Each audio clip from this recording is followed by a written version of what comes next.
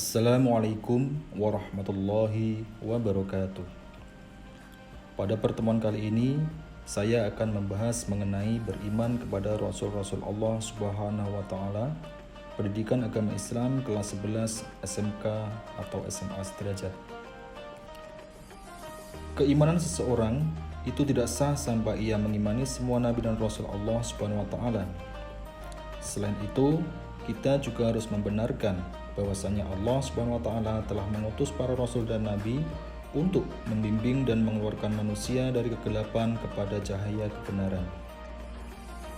Allah Subhanahu wa Ta'ala mewajibkan setiap orang Islam supaya beriman kepada semua rasul yang diutus olehnya tanpa membeda-bedakan antara rasul yang satu dan yang lainnya.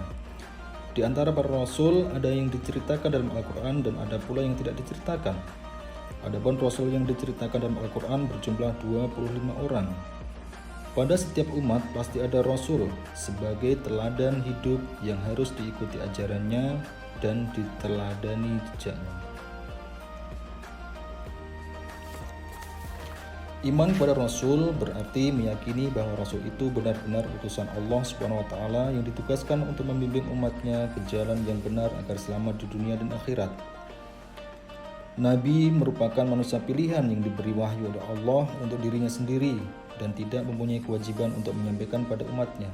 Sedangkan Rasul merupakan manusia pilihan Allah yang diangkat sebagai utusan untuk menyampaikan firman-firman-Nya kepada umat manusia agar dijadikan pedoman hidup. Mengimani Rasul-Rasul Allah Subhanahu wa Ta'ala merupakan kewajiban hakiki bagi seorang muslim karena merupakan bagian dari rukun iman yang tidak dapat ditinggalkan. Sebagai perwujudan iman tersebut, kita wajib menerima ajaran yang dibawa Rasul-Rasul Allah Subhanahu wa Ta'ala tersebut. Perintah beriman kepada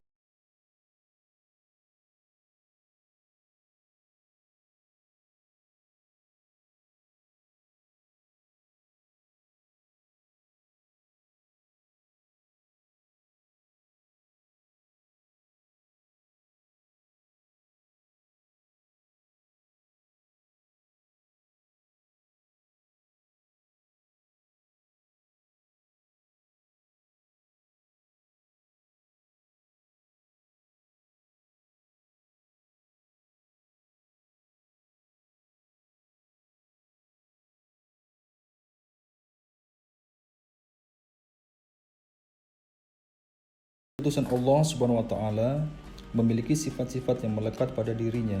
Sifat-sifat ini sebagai bentuk kebenaran seorang rasul. Sifat-sifat tersebut adalah sifat wajib, sifat mustahil, dan sifat jaiz. Sifat wajib artinya sifat yang pasti ada pada rasul. Tidak bisa disebut seorang rasul jika tidak memiliki sifat-sifat ini. Sifat wajib ada 4. Yang pertama yaitu as-siddiq, yaitu rasul selalu benar. Yang kedua, al-amanah, yaitu rasul selalu dapat dipercaya. Yang ketiga, at-tabligh, yaitu rasul selalu menyampaikan wahyu. Dan yang keempat, al-fatonah, yaitu rasul memiliki kecerdasan yang tinggi. Sifat mustahil adalah sifat yang tidak mungkin ada pada rasul. Sifat mustahil ini lawan dari sifat wajib. Yang pertama, al-kidhib, yaitu mustahil rasul itu bohong atau dusta. Al-khiyanah, yaitu mustahil rasul itu berkhianat.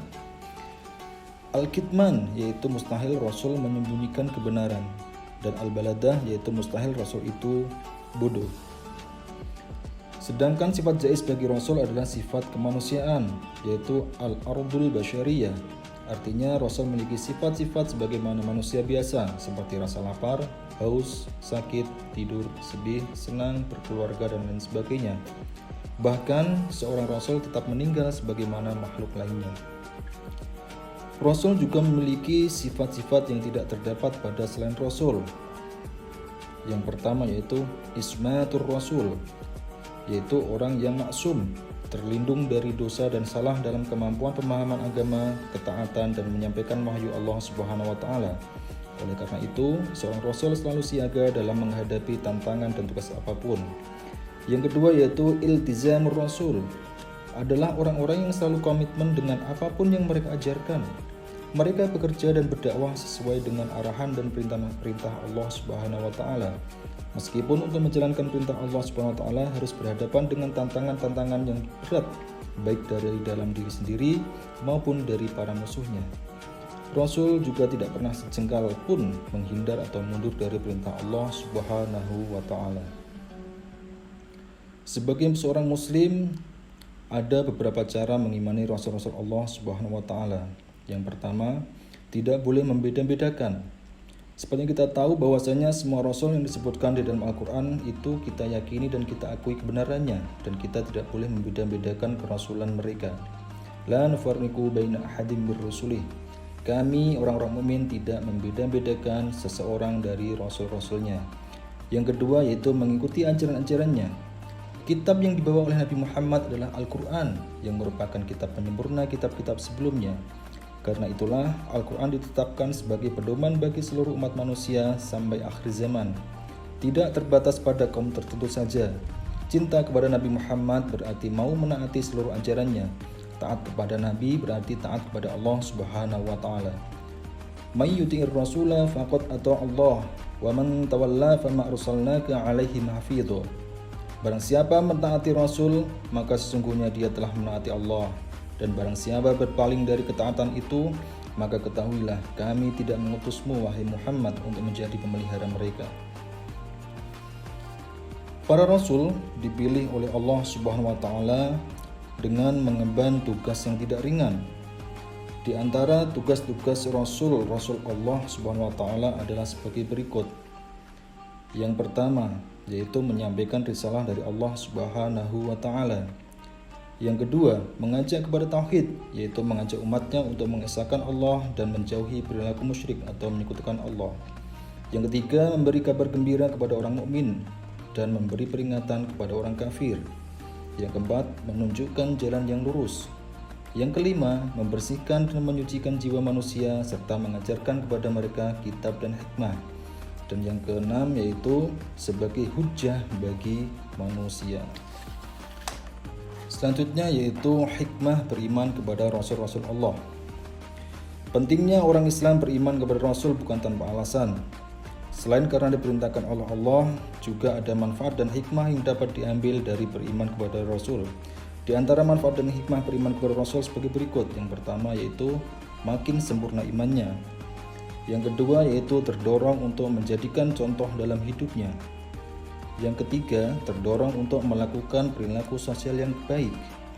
Yang keempat, memiliki teladan dalam hidupnya. Yang kelima, mencintai para rasul dengan cara mengikuti dan mengamalkan ajarannya. Dan yang keenam yaitu mengetahui hakikat dirinya bahwa ia diciptakan Allah Subhanahu wa Ta'ala untuk mengabdi kepadanya. Perilaku mulia yang dicerminkan oleh orang yang beriman kepada Rasul